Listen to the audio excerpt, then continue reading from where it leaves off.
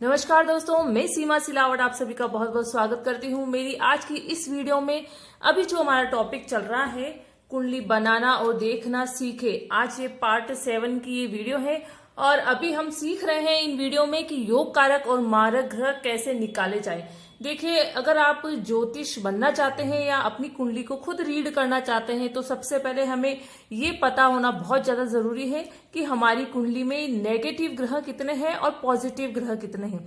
तो उसके लिए कुछ नियम है कि हम ग्रहों को कैसे देखें कि वो योग कारक है या मारक है। सबसे पहले हमें ये जो राशियां हैं, ग्रह हैं, वो सारे याद करने हैं।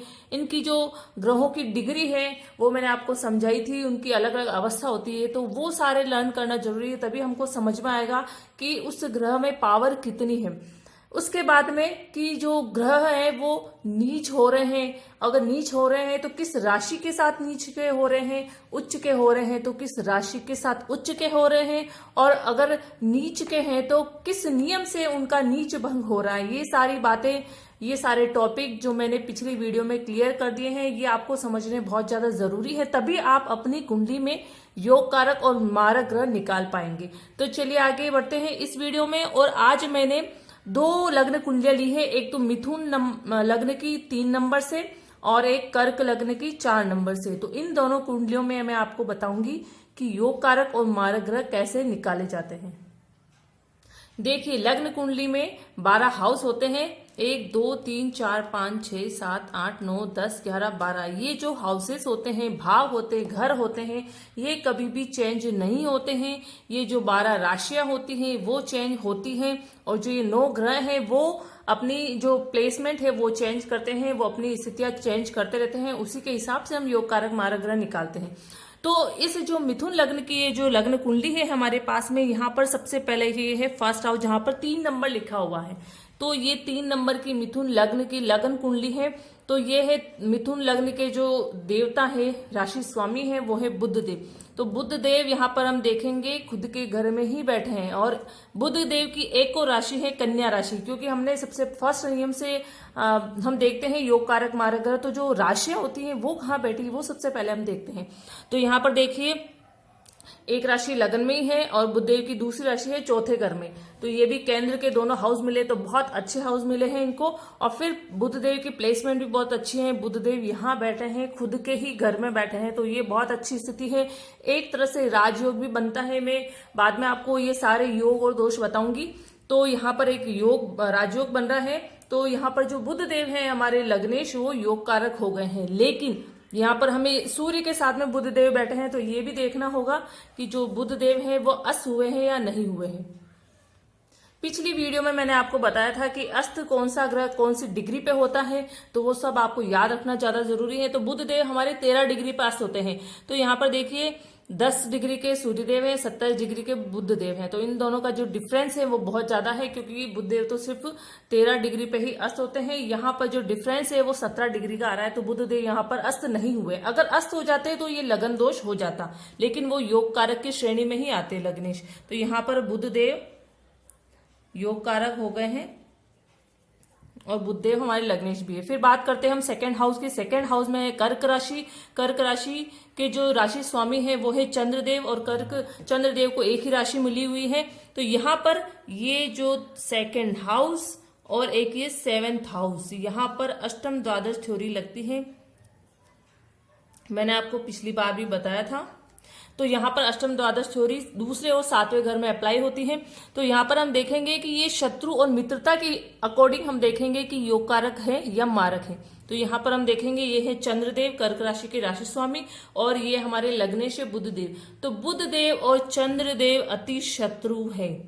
मैंने आपको शत्रु और मित्रता वाली उसमें टॉपिक में उसको बताया था कि वे देवता और जो शत्रु है उसमें शत्रु राशि कौन सी होती है और मित्र राशि कौन सी होती है। तो यहाँ पर चंद्रदेव बुधदेव के अति शत्रु है, इसलिए जो चंद्रदेव है वो मारक हो जाएंगे। चाहे वो उनकी स्थिति कितनी अच्छी हो, चंद्रदेव उच्च के भी हो जाते, लेकिन यहाँ पर लग्नेश के अति शत्रु हैं तो वो मारक ही होंगे। फिर तीसरे घर और तीसरे घर में जो राशि है वो है हमारी सिंह राशि। सिंह राशि के राशि स्वामी है सूर्यदेव, और सूर्यदेव को भी एक ही राशि मिली हुई है। चंद्रदेव और सूर्यदेव को एक ही राशि मिली हुई है। तो यहाँ पर ये जो हाउस है वो हमारा एवरेज हाउस है। सम घर इसको हम कहते हैं। तो फर्स्ट नियम से योग कारक हो गए सूर्यदेव। फिर हम देखेंगे सूर्यदेव बैठे कहाँ हैं। सूर्यदेव बैठे हैं यहाँ पर लग्न में ही, केंद्र में बैठे हैं, फर्स्ट हाउस में बैठे हैं, तो ये भी अच्छी स्थिति है। तो यहाँ पर सूर्यदेव योग कारक हो जाएंगे। फिर उसके बाद यहाँ पर फोर्थ हाउस में कन्या राशि, बुधदेव ये हमारे हो चुके हैं लग्नेश। फिर फिफ्थ हाउस में राशि है तुला राशि की राशि स्वामी है शुक्रदेव को एक और राशि मिली हुई है, वो है वृषभ, 2 नंबर की राशि।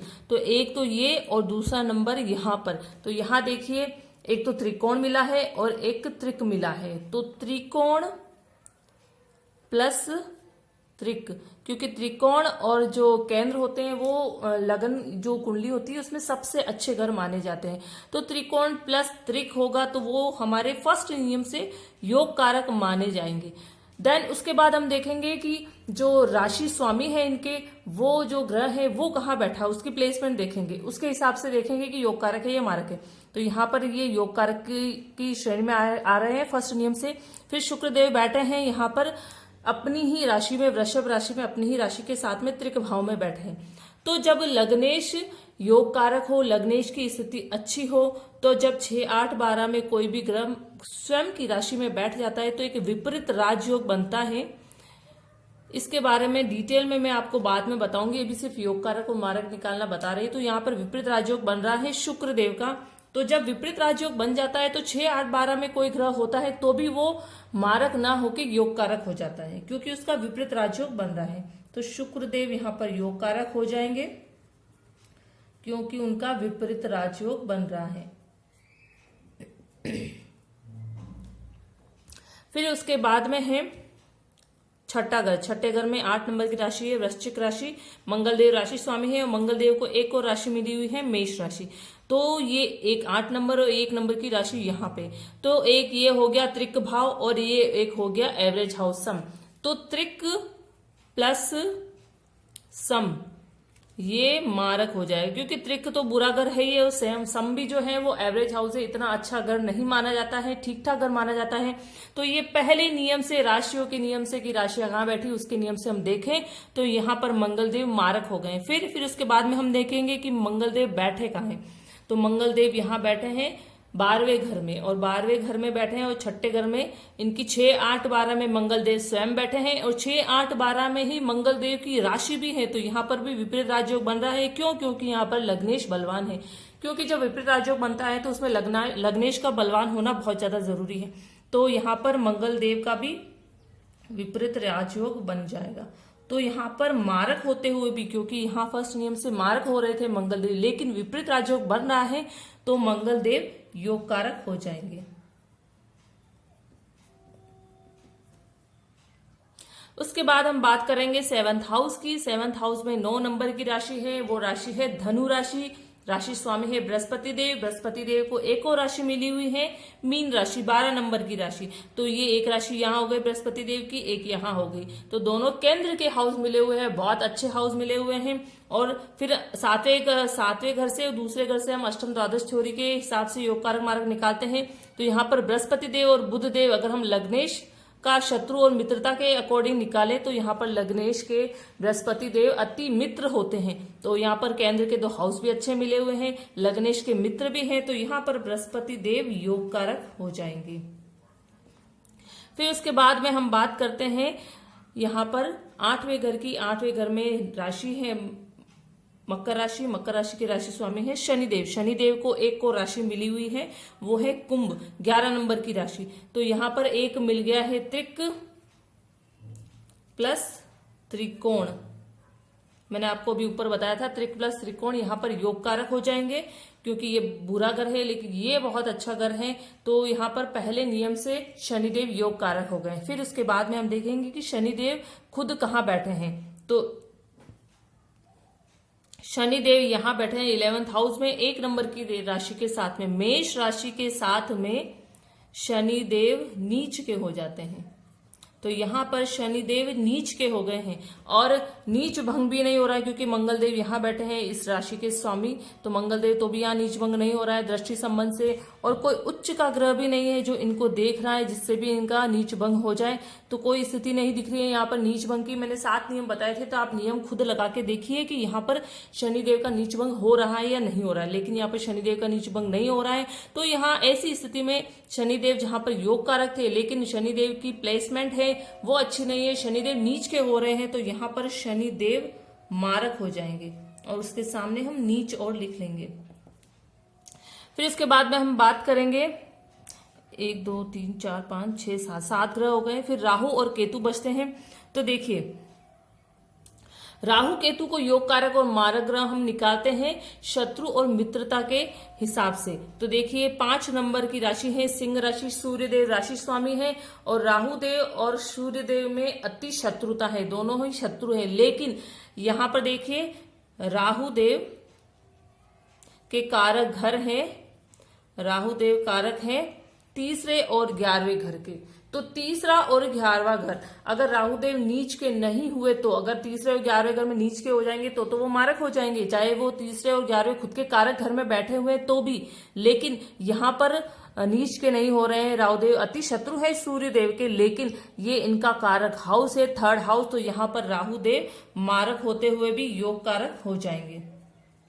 फिर हम देखेंगे केतु देव को। केतु देव बैठे हैं शनिदेव की राशि के साथ में, तो शनिदेव के अति मित्र है केतु देव। तो फर्स्ट नियम से क्या होना चाहिए कि केतु देव जो है वो योग कारक हो जाएंगे। लेकिन जहां पर जिस राशि के साथ में बैठे हैं उस राशि के अकॉर्डिंग ही केतु देव भी रिजल्ट देगा। तो शनिदेव यहाँ पर नीच के हो रहे हैं, तो जब शनिदेव स्वयं नीच के हो गए हैं, स्वयं मारक हो गए हैं, तो जो केतु देव हैं वो भी मारक हो जाएंगे क्योंकि ये अपने मित्र के घर में बैठे हैं। और जैसे मित्र का जैसा स्वभाव होगा, मित्र का जैसे रिजल्ट होगा, मित्र जैसे परिणाम देगा वैसे ही केतु देव भी परिणाम देगा। तो यहाँ पर जो केतु देव है वो मारक हो जाएंगे।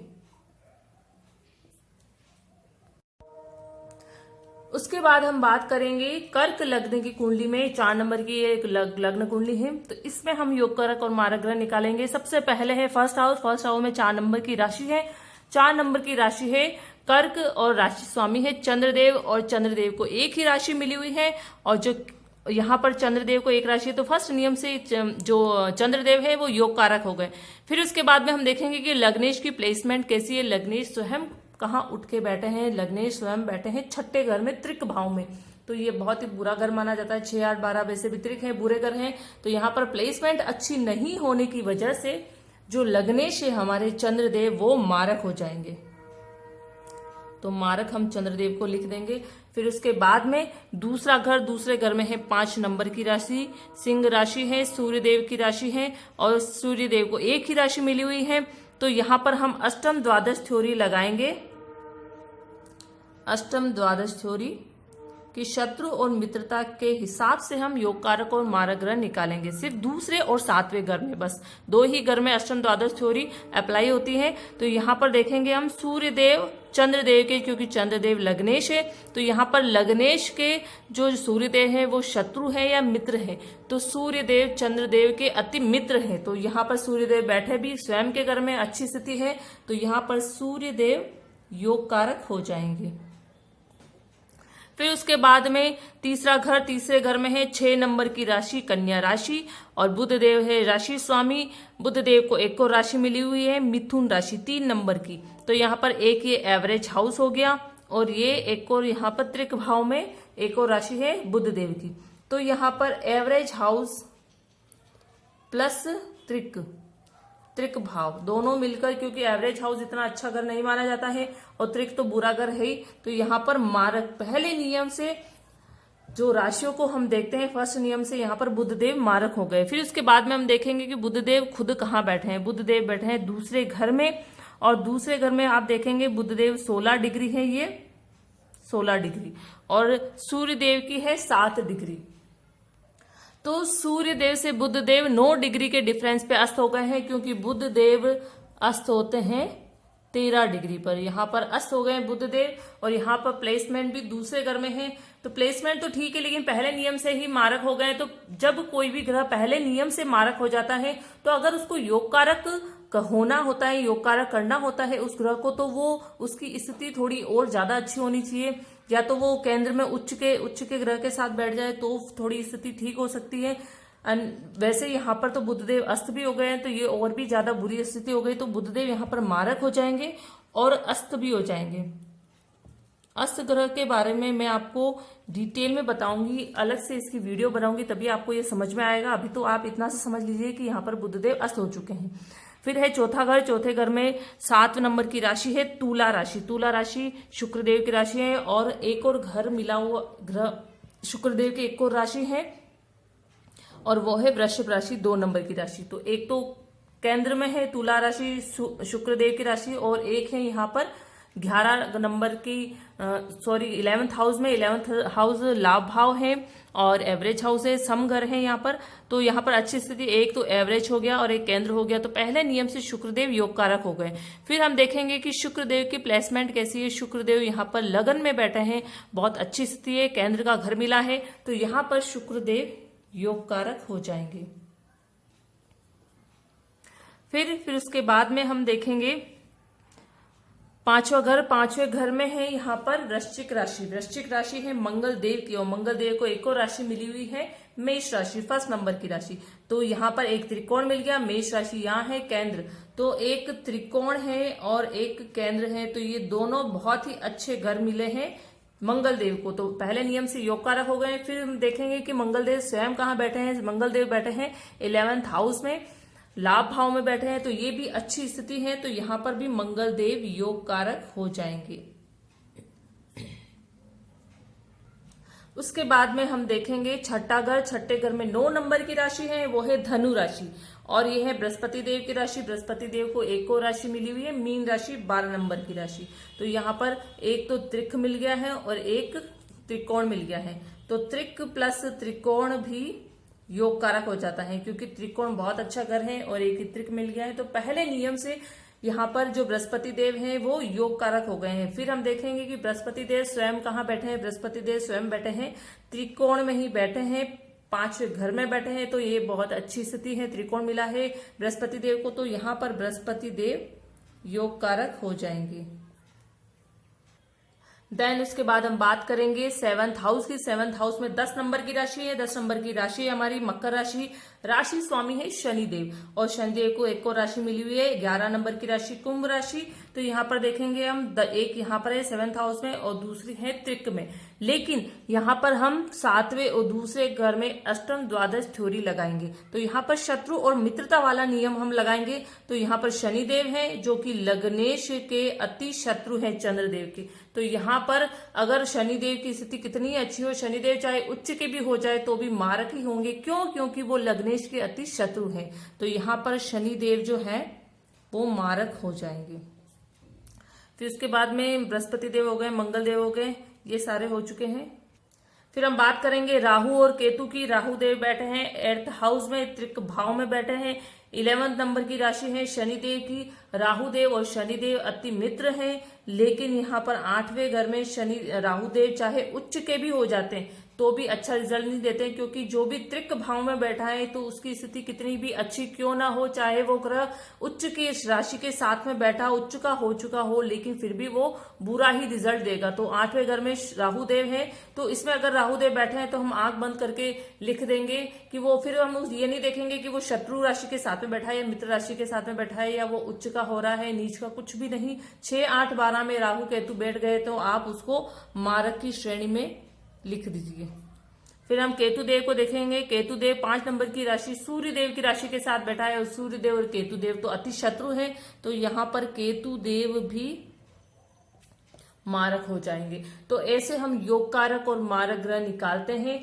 कुंडली में आगे भी और बहुत कुछ है, फिर इन योग कारक और मारक निकालने के बाद में जो मारक होते हैं उसमें बहुत सारे दोष बनते हैं। योग कारक है उसमें योग भी बनते हैं, राजयोग भी बनते हैं, बहुत सारे योग आगे बनते हैं जो मनी, फेम और धन के अकॉर्डिंग भी बहुत अच्छे होते हैं। तो बहुत सारे योग और दोष बनते हैं, वो मैं आपको एक एक करके बताऊंगी। पहले मैं दो लगन कुंडली फॉर एग्जाम्पल लेके आपको समझाऊंगी कि योग कारक और मारक ग्रह जो बेसिक नियम है हमारा, वो हम योग कारक और मारक ग्रह कैसे निकालते हैं। तो दोस्तों, आज की ये वीडियो आपको कितनी पसंद आई है और आपको कितनी समझ में आई है, प्लीज मुझे आप कमेंट बॉक्स में कमेंट जरूर करें, ताकि मुझे समझ में आए कि मेरा जो समझाने का तरीका है वो आपको कितना समझ में आ रहा है। अगर आपको योग कारक और मारक ग्रह निकालने से कोई आपको डाउट हो, आपकी कुंडली में आपको कुछ समझ में नहीं आ रहा हो, तो भी आप मुझे कमेंट बॉक्स में कमेंट करके पूछ सकते हैं। तो मैं आपको बता दूंगी कि आपकी कुंडली के हिसाब से आपको कौन सी चीज आपको कंफ्यूज कर रही है। तो वो मैं सारा आपको जो कंफ्यूजन है वो मैं कमेंट बॉक्स में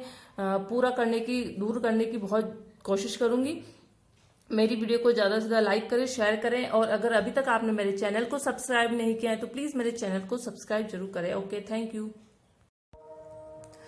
उसके बाद हम बात करेंगे कर्क लग्न की कुंडली में। 4 नंबर की एक लग्न कुंडली है, तो इसमें हम योग कारक और मारक ग्रह निकालेंगे। सबसे पहले है फर्स्ट हाउस में 4 नंबर की राशि है। 4 नंबर की राशि है कर्क और राशि स्वामी है चंद्रदेव, और चंद्रदेव को एक ही राशि मिली हुई है। और जो यहाँ पर चंद्रदेव को एक राशि है, तो फर्स्ट नियम से जो चंद्रदेव है वो योग कारक हो गए। फिर उसके बाद में हम देखेंगे कि लग्नेश की प्लेसमेंट कैसी है। लग्नेश स्वयं कहाँ उठ के बैठे हैं, लग्नेश स्वयं बैठे हैं छठे घर में, त्रिक भाव में। तो ये बहुत ही बुरा घर माना जाता है। 6, 8, 12 वैसे भी त्रिक है, बुरे घर हैं। तो यहाँ पर प्लेसमेंट अच्छी नहीं होने की वजह से जो लग्नेश है हमारे चंद्रदेव वो मारक हो जाएंगे। तो मारक हम चंद्रदेव को लिख देंगे। फिर उसके बाद में दूसरे घर में है 5 नंबर की राशि, सिंह राशि है, सूर्यदेव की राशि है, और सूर्यदेव को एक ही राशि मिली हुई है। तो यहां पर हम अष्टम द्वादश थ्योरी लगाएंगे।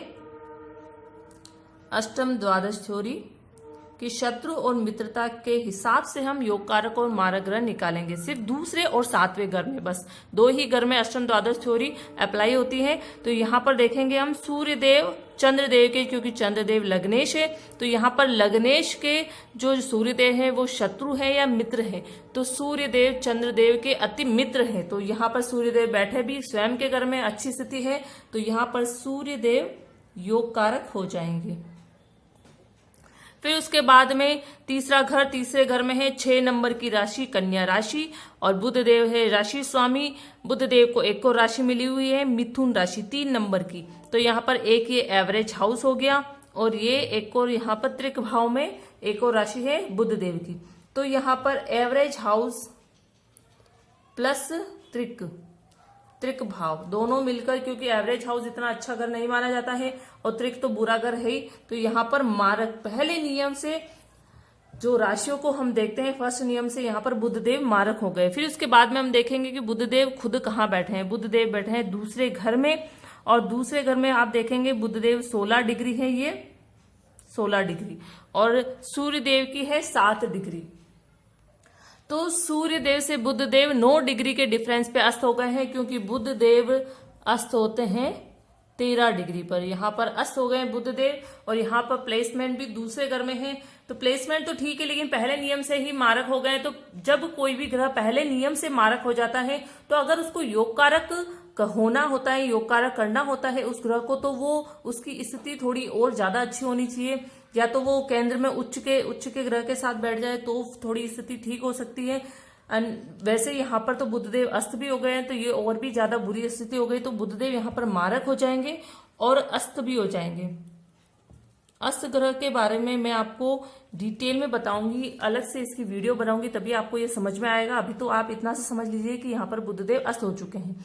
फिर है चौथे घर में 7 नंबर की राशि है तुला राशि। तुला राशि शुक्रदेव की राशि है, और एक और घर मिला हुआ ग्रह शुक्रदेव की एक और राशि है, और वो है वृषभ राशि 2 नंबर की राशि। तो एक तो केंद्र में है तुला राशि शुक्रदेव की राशि, और एक है यहाँ पर 11 नंबर की 11th हाउस में 11th हाउस लाभ भाव है और एवरेज हाउस है, सम घर है यहाँ पर। तो यहाँ पर अच्छी स्थिति, एक तो एवरेज हो गया और एक केंद्र हो गया, तो पहले नियम से शुक्रदेव योग कारक हो गए। फिर हम देखेंगे कि शुक्रदेव की प्लेसमेंट कैसी है। शुक्रदेव यहाँ पर लगन में बैठे हैं, बहुत अच्छी स्थिति है, केंद्र का घर मिला है, तो यहाँ पर शुक्रदेव योग कारक हो जाएंगे। फिर उसके बाद में हम देखेंगे पांचवें घर में है यहाँ पर वृश्चिक राशि। वृश्चिक राशि है मंगल देव की और मंगल देव को एक और राशि मिली हुई है मेष राशि, फर्स्ट नंबर की राशि। तो यहाँ पर एक त्रिकोण मिल गया, मेष राशि यहाँ है केंद्र, तो एक त्रिकोण है और एक केंद्र है, तो ये दोनों बहुत ही अच्छे घर मिले हैं मंगल देव को। तो पहले नियम से योग कारक हो गए। फिर हम देखेंगे कि मंगल देव स्वयं कहाँ बैठे हैं। मंगल देव बैठे हैं 11th हाउस में, लाभ भाव में बैठे हैं, तो ये भी अच्छी स्थिति है, तो यहां पर भी मंगल देव योग कारक हो जाएंगे। उसके बाद में हम देखेंगे छठा घर। छठे घर में 9 नंबर की राशि है, वो है धनु राशि और ये है बृहस्पति देव की राशि। बृहस्पति देव को एक और राशि मिली हुई है मीन राशि, 12 नंबर की राशि। तो यहाँ पर एक तो त्रिक मिल गया है और एक त्रिकोण मिल गया है, तो त्रिक प्लस त्रिकोण भी योग कारक हो जाता है, क्योंकि त्रिकोण बहुत अच्छा घर है और एक ही त्रिक मिल गया है। तो पहले नियम से यहाँ पर जो बृहस्पति देव हैं वो योग कारक हो गए हैं। फिर हम देखेंगे कि बृहस्पति देव स्वयं कहाँ बैठे हैं। बृहस्पति देव स्वयं बैठे हैं त्रिकोण में ही बैठे हैं, 5वें घर में बैठे हैं, तो ये बहुत अच्छी स्थिति है, त्रिकोण मिला है बृहस्पति देव को, तो यहाँ पर बृहस्पति देव योग कारक हो जाएंगे। देन उसके बाद हम बात करेंगे 7th हाउस की। 7th हाउस में 10 नंबर की राशि है। 10 नंबर की राशि है हमारी मकर राशि। राशि स्वामी है शनिदेव और शनिदेव को एक और राशि मिली हुई है 11 नंबर की राशि कुंभ राशि। तो यहाँ पर देखेंगे हम एक यहाँ पर है 7th हाउस में और दूसरी है त्रिक में, लेकिन यहाँ पर हम 7वें और दूसरे घर में अष्टम द्वादश थ्योरी लगाएंगे। तो यहाँ पर शत्रु और मित्रता वाला नियम हम लगाएंगे। तो यहाँ पर शनिदेव है जो कि लग्नेश के अति शत्रु है चंद्रदेव के। तो यहाँ पर अगर शनिदेव की स्थिति कितनी अच्छी हो, शनिदेव चाहे उच्च के भी हो जाए तो भी मारक ही होंगे। क्यों? क्योंकि वो लग्नेश के अति शत्रु हैं। तो यहाँ पर शनिदेव जो है वो मारक हो जाएंगे। फिर उसके बाद में बृहस्पति देव हो गए, मंगल देव हो गए, ये सारे हो चुके हैं। फिर हम बात करेंगे राहु और केतु की। राहु देव बैठे हैं 8th हाउस में, त्रिक भाव में बैठे हैं, 11th नंबर की राशि है शनिदेव की। राहु देव और शनिदेव अति मित्र हैं, लेकिन यहाँ पर 8वें घर में शनि राहु देव चाहे उच्च के भी हो जाते हैं तो भी अच्छा रिजल्ट नहीं देते, क्योंकि जो भी त्रिक भाव में बैठा है तो उसकी स्थिति कितनी भी अच्छी क्यों ना हो, चाहे वो ग्रह उच्च की राशि के साथ में बैठा उच्च का हो चुका हो, लेकिन फिर भी वो बुरा ही रिजल्ट देगा। तो 8वें घर में राहु देव है, तो इसमें अगर राहु देव बैठे हैं तो हम आंख बंद करके लिख देंगे कि वो, फिर हम ये नहीं देखेंगे कि वो शत्रु राशि के साथ में बैठा है या मित्र राशि के साथ में बैठा है या वो उच्च का हो रहा है, नीच का, कुछ भी नहीं। 6, 8, 12 में राहु केतु बैठ गए तो आप उसको मारक की श्रेणी में लिख दीजिए। फिर हम केतु देव को देखेंगे। केतु देव 5 नंबर की राशि सूर्य देव की राशि के साथ बैठा है और सूर्य देव और केतु देव तो अति शत्रु है, तो यहाँ पर केतु देव भी मारक हो जाएंगे। तो ऐसे हम योग कारक और मारक ग्रह निकालते हैं। कुंडली में आगे भी और बहुत कुछ है। फिर इन योग कारक और मारक निकालने के बाद में जो मारक होते हैं उसमें बहुत सारे दोष बनते हैं। योग कारक है उसमें योग भी बनते हैं, राजयोग भी बनते हैं, बहुत सारे योग आगे बनते हैं जो मनी, फेम और धन के अकॉर्डिंग भी बहुत अच्छे होते हैं। तो बहुत सारे योग और दोष बनते हैं, वो मैं आपको एक एक करके बताऊंगी। पहले मैं 2 लगन कुंडली फॉर एग्जाम्पल लेके आपको समझाऊंगी कि योग कारक और मारक ग्रह जो बेसिक नियम है हमारा, वो हम योग कारक और मारक ग्रह कैसे निकालते हैं। तो दोस्तों, आज की ये वीडियो आपको कितनी पसंद आई है और आपको कितनी समझ में आई है, प्लीज मुझे आप कमेंट बॉक्स में कमेंट जरूर करें, ताकि मुझे समझ में आए कि मेरा जो समझाने का तरीका है वो आपको कितना समझ में आ रहा है। अगर आपको योग कारक और मारक ग्रह निकालने से कोई आपको डाउट हो, आपकी कुंडली में आपको कुछ समझ में नहीं आ रहा हो, तो भी आप मुझे कमेंट बॉक्स में कमेंट करके पूछ सकते हैं। तो मैं आपको बता दूंगी कि आपकी कुंडली के हिसाब से आपको कौन सी चीज आपको कंफ्यूज कर रही है। तो वो मैं सारा आपको जो कंफ्यूजन है वो मैं कमेंट बॉक्स में दूर करने की बहुत कोशिश करूंगी। मेरी वीडियो को ज्यादा से ज्यादा लाइक करें, शेयर करें, और अगर अभी तक आपने मेरे चैनल को सब्सक्राइब नहीं किया है तो प्लीज मेरे चैनल को सब्सक्राइब जरूर करें। Okay, thank you.